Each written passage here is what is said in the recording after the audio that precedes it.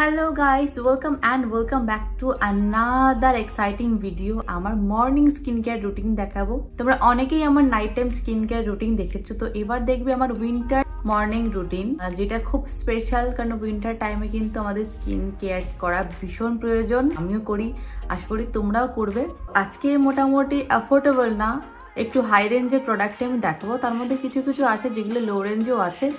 তো তোমরা তোমাদের সাধ্যমতো প্রোডাক্ট নিয়ে বসে যাও স্কিন কেয়ার করতে আমার সাথে। তো চলো বেশি দেরি না করে কিন্তু ভিডিওটা স্টার্ট করি। তোমরা তো সবাই জানো স্কিন কেয়ার করার আগে কিন্তু হেয়ারটাকে সিকিউর করে নিতে হবে। আমার ভয়েসটাকে কিন্তু আজকে অ্যাভয়েড করো, ঠান্ডা লেগে একদম গলা বসে গেছে। শীত হোক অথবা গরম, আমাদের কিন্তু ঘুম থেকে উঠেই এক গ্লাস উষ্ণ গরম জল পান করা উচিত, যেটা আমাদের বডিটা কিন্তু ডিটক্স করে। তারপর আমি ফেসটাকে ক্লিন করে নেওয়ার জন্য আমি ইউজ করছি একটা ক্লিনজার, যেটা লোটাসের ছিল। আমি অলরেডি কিন্তু ফেস ওয়াশ করে তোমাদের সামনে এসে বসেছি। আর একটা মাইল্ড ক্লিনজার সকালবেলা ইউজ করবে। মর্নিং টাইমে কিন্তু একবার ফেস ওয়াশ করলেই হয়ে যায়, ডাবল ক্লিনজিং করার কোনো প্রয়োজনই নেই। তারপর আমি ইউজ করছি আইস প্যাকেট। আইস কিউব আমাদের স্কিনটাকে কিন্তু হিল করতে বা টাইটেন করতে সাহায্য করে। তারপর একটা রিফ্রেশমেন্ট লাগে। থার্ড স্টেপ হচ্ছে একটা টোনার, যেটা আমাদের স্কিনটাকে কিন্তু আর একটুখানি পোর টাইটেন করতে সাহায্য করে। আমি এখানে ব্যবহার করছি AHA/BH এর টোনার, যেটা কজরেক্স ব্র্যান্ডের। তোমরা তোমাদের সাধ্য মতো বা পছন্দ মতো টোনার ইউজ করো। এইটা একটু কস্টলি হতে পারে তোমাদের কাছে। টোনার ইউজ করার পরে 1-2 মিনিট ওয়েট করবে নেক্সট স্টেপে যাওয়ার জন্য। তারপরের স্টেপ হলো সেরাম। আমি এখানে ইউজ করছি কামরির নাইসিনামাইড অ্যাকনি সেরাম। রিসেন্টলি আমার স্কিনে কিন্তু একটা দুটো করে অ্যাকনি হচ্ছে, যেটাকে আমি এই সেরামটার সাহায্যে ঠিক করব।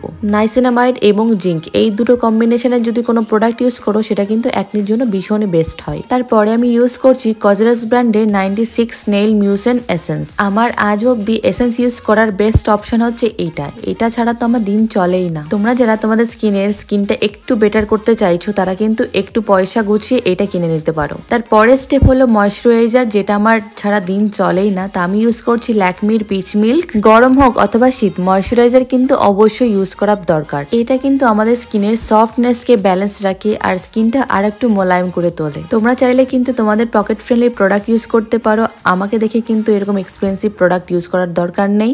যেটা তোমাদের স্কিনের জন্য সুটেবল বা তোমাদের স্কিনে স্যুট করে, সেই টাইপের প্রোডাক্টই কিন্তু তোমরা ইউজ করো।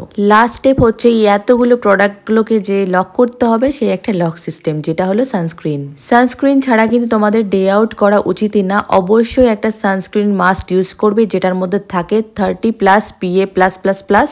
না হলে কিন্তু এতগুলো প্রোডাক্টটা ইউজ করার পর স্কিনটা অক্সিডাইজ করতে পারে এবং কালো হয়ে যেতে পারে। শুধুমাত্র মুখে নয়, বডিতেও কিন্তু তোমরা সানস্ক্রিন অ্যাপ্লাই করবে। এই তো আমার মর্নিং স্কিন কেয়ার করা কিন্তু ডান হয়ে গেছে। এবার একটা লিপ গ্লস লাগিয়ে তোমাদের সামনে প্রেজেন্ট হচ্ছি। এই স্টেপটায় তোমরা স্কিপ করতে পারো অথবা বাইরে গেলে ইউজ করতে পারো। আমি সবসময় লিপস্টিক পরতে পছন্দ করি না, গ্লস আমার ভীষণ ভালো লাগে বলে একটু গ্লস অ্যাপ্লাই করছি। অলওয়েজ কিন্তু বাইরের দিকটা সুন্দর করতে হবে তা কিন্তু নয়, আমাদের রেগুলার ডায়েটও খুব ভালো করতে হবে, যাতে আমরা সুস্থভাবে জীবনযাপন করতে পারি।